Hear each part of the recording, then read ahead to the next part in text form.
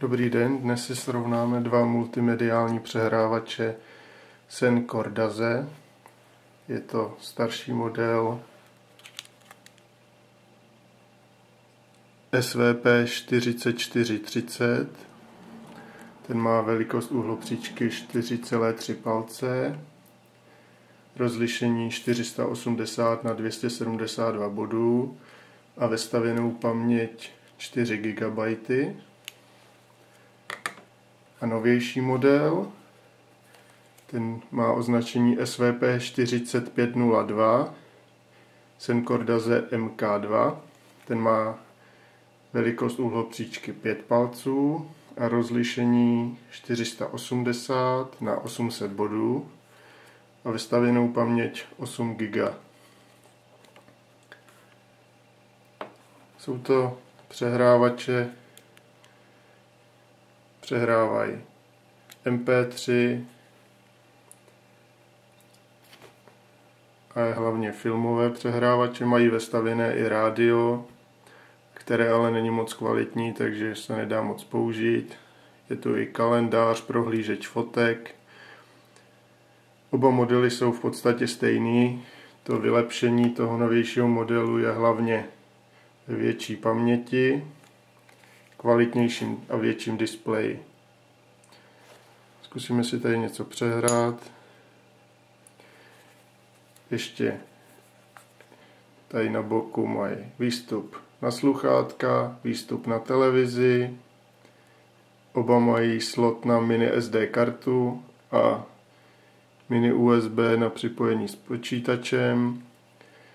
Nahoře jsou tlačítka ovládání hlasitosti, zapínací tlačítko, vzadu výstup hlasitého reproduktoru.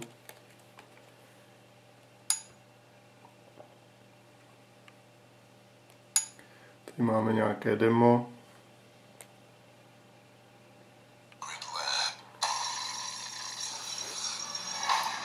To přehrávání je poměrně kvalitní. Je to ideální do autobusu, do vlaku, když potřebujete zabít čas nějakou cestu. Ideální přehrávač.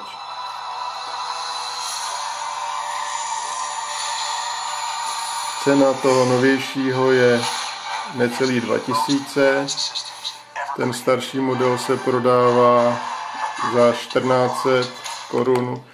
Určitě se vyplatí koupit ten novější už kvůli kvalitnějšímu a většímu displeji. To si něco pustíme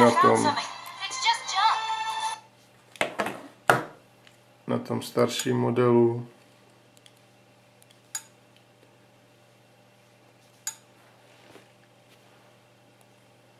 Pamatuje si to, kde jste skončili přehrávání, takže není problém. Výdrž baterie je podle nastavení JASu různá, ale v pohodě dosahuje kolem 4-5 hodin přehrávání videa.